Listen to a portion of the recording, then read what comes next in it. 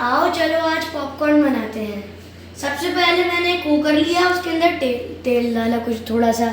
उसके बाद मैंने गैस स्टार्ट कर दिया, उसे थोड़ी देर गर्म होने दिया। उसके बाद मैं उसके अंदर डालूंगा मक्का,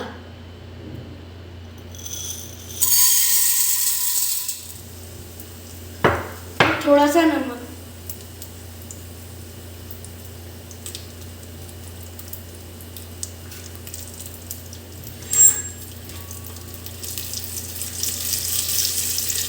उसके बाद मैं इसे कुछ देर हिला दूंगा।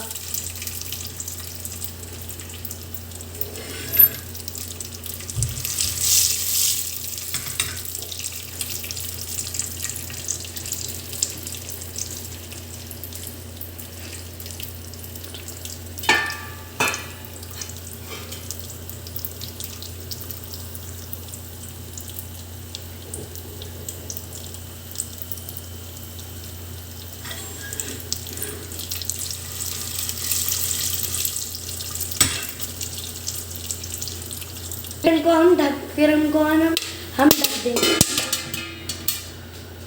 फिर कुछ देर हम रुकेंगे, उसके बाद इन्हें देखेंगे।